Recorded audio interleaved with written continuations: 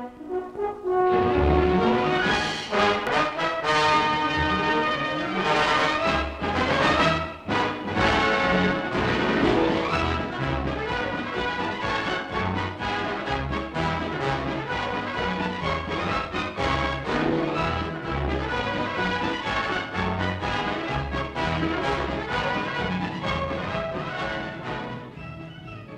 in the air today decides the fate of nations.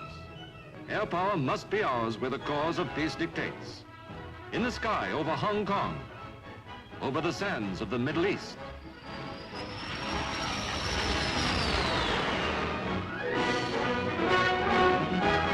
Only a little while ago, air power helped keep the peace of Europe by bringing salvation to Berlin.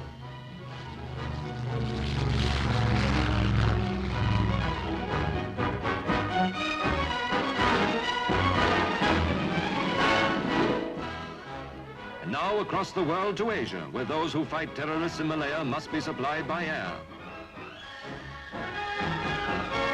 History comes roaring closer with the Australian meteors at work for the United Nations over Korea.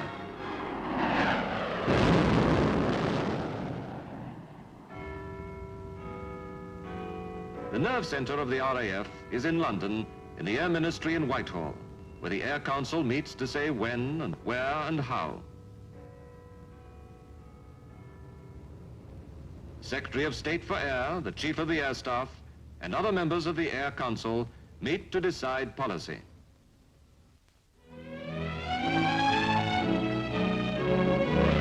Britain's survival lies in the sea lanes and the traffic that flows along them. Today, war has spread to the third dimension, and command of the sea entails command of the air above it. Coastal Command must scan the skies and search the seas. Their eyes reach further than ever in history. We now have the Shackleton long-range reconnaissance aircraft, flying further and staying aloft longer than any of her predecessors.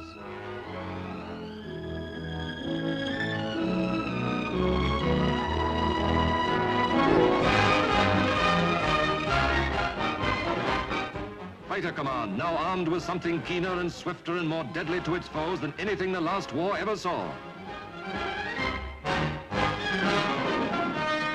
Speed is vital. Jets mean speed that takes a man and his machine 9 miles in every minute, and more to come.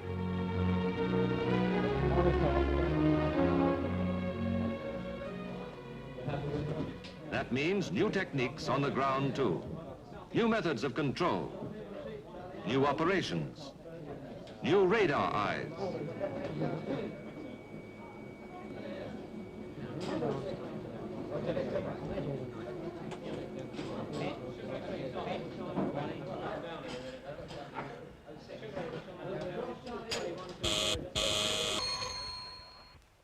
Operations. King, understand 5230 north at 03. Is this correct, General? Tiger and Oxo squadrons. Scramble.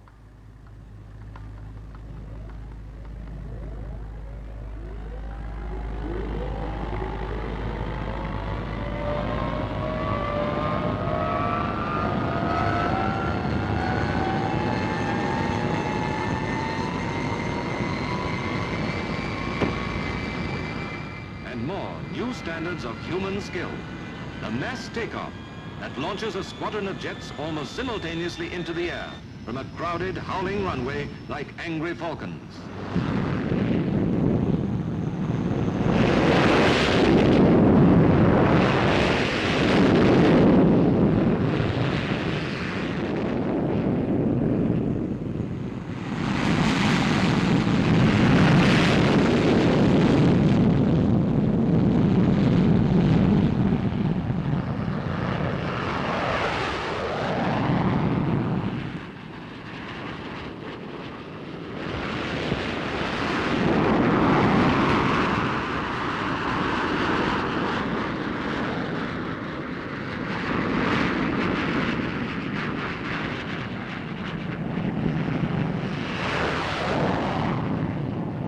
The Meteor is faster than the Spitfire, but the progress of development is also fast.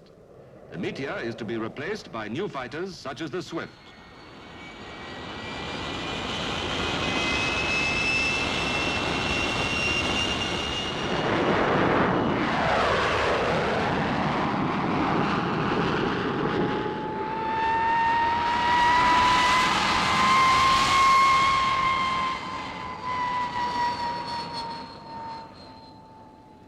and the P-1067, the fastest fighter flying today.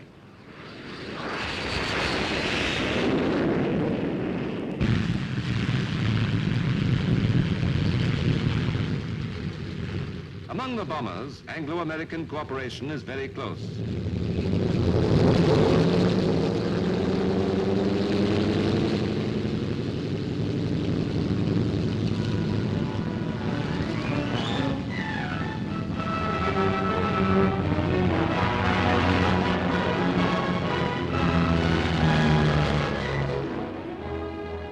After the war, Britain decided to jump production straight from the Lincolns and the Lancasters to the jets. Meanwhile, to ensure a striking force at all times, the RAF manned these Washingtons, as we call the super fortresses.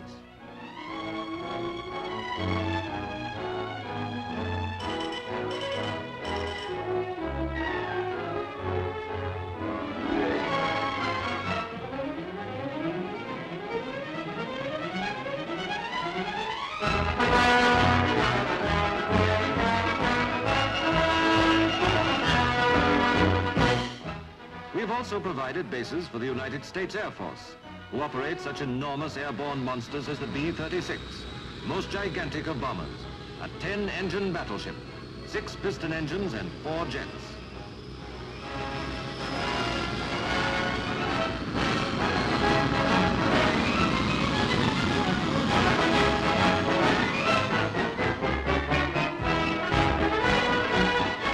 And now the jet bombers of the RAF are coming along. The Canberra is coming into squadron service, a sleek thing more beautiful to the eye than to the ear, which can fly twice as fast as the Lincoln and twice as high.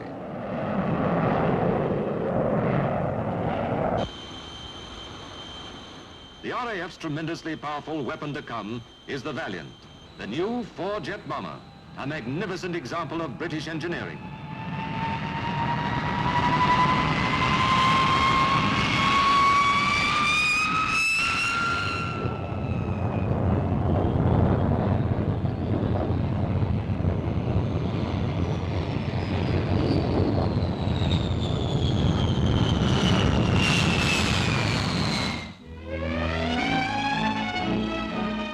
In this disintegrated world, we have at last found an integrated will for peace. The North Atlantic Treaty Organization means an interlocking efficiency, new to the history of this contending world. Now the mechanics of European defense are welded under General Eisenhower and his Air Chief Marshal Saunders, who has the task of coordinating the growing efforts of all our neighbor lands to build their air strength.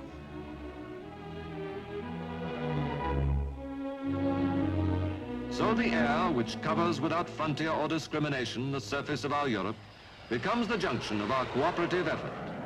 The vampires fly over Holland. The North Atlantic Treaty Organization ignores the land frontiers so that each may be inviolate.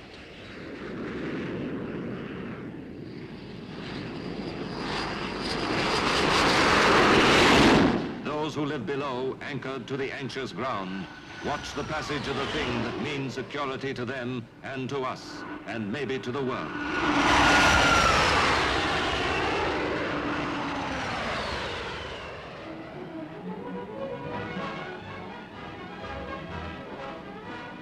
Our contribution is ourselves and our brothers of the Commonwealth, the Canadians,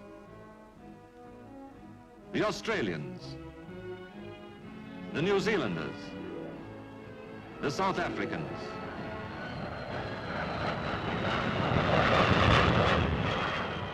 a glorious brotherhood of the air, a common element which is shared by all who breathe it and share a love of freedom.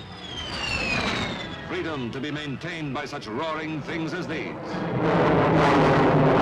Together, always together, those who share the common sky of freedom must protect it together.